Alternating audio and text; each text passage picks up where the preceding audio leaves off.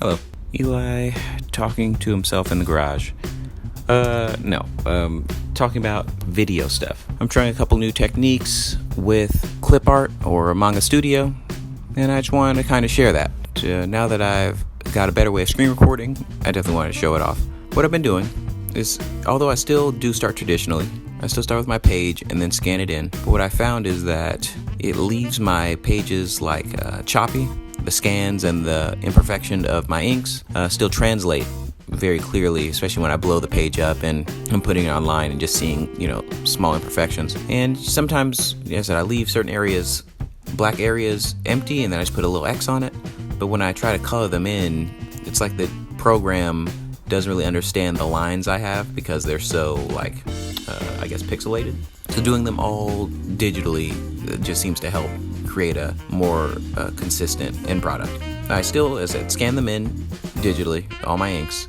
I put them into the page, and then I, of course, add the paneling, add a panel layer, fill in the outside of the panels with white so that it's, opaque so you can't see the edges. And then what I do is I just set the original inks down to just something low, something so that the blacks look gray, like 50%, maybe 60, 40, it doesn't really matter, as long as you can see it, but it's not too black. I go in with a brush, a size that's comparable to the, pen that I was using on the inks, and I pretty much just go in and I trace everything. Try to be consistent, try to make sure all black areas or areas, all areas are separated, and it also gives me a second chance to go and fix anything stupid that I kind of left. It allows me to be a little bit more loose with the inks and the whole process. I'm still not to a point where I can just start digitally. Well, at least not yet. I'm working on it, but it's been taking a little bit more time, but I feel like it's been adding, more quality to my work. Like you'll see with this particular page, I feel like it ends, like it's one of my best pages. Like of the pages I've done so far, I'm really impressed by my own work. Just kind of shows. But anyway, me bragging. But yeah, as you can see, I can go in and I can touch up things. Another tip, I will make 2 layers. So for example, I'll make one layer where it's me just touching up on my inks, and then I'll add another layer on top that's like little extra things that I'm not sure I want to add, but I'm still trying to add. And it allows me to, just add more details. Just like details like those extra swoops in the hair or freckles or, just stuff that I'm like not sure I want in, but I think I do. And that way, if it turns out I don't like it, I can just eyeball that layer off or erase that whole layer rather than having to go back and fix everything. Make a third layer. So right now we have the ink layer, which is, at a certain percentage. We have the digital ink layer, which is the one I'm coloring in, which I'm drawing in. On top, in addition to that, I make what I call an FX layer, which is pretty much where I put my word bubbles.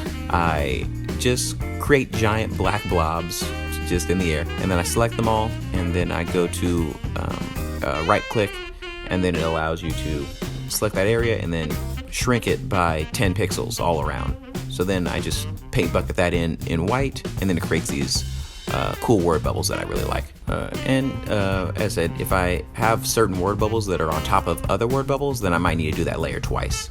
Maybe that's not good if I need to go and change that, but I feel like it's such an easy thing to do, even if it turns out I want to move it around. That's not going to be too hard. Luckily, when I'm doing my roughs, I actually write in the dialogue, what I want the characters to be saying. So that way, when I have it in digitally and I completely forget about my dialogue, I can just kind of take a look at what's on the page, and that will at least give me a starting point. Over time, dialogue will, of course, change, or because I don't really write this out. I kind of just make it up as I go.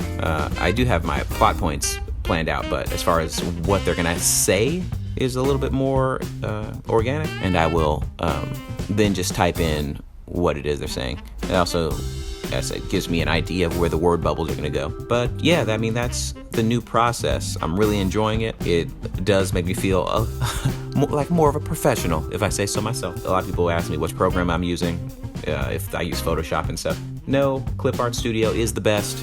That's the way you want to go. Forget any other program. It is expensive, but it's like $50, but you own it.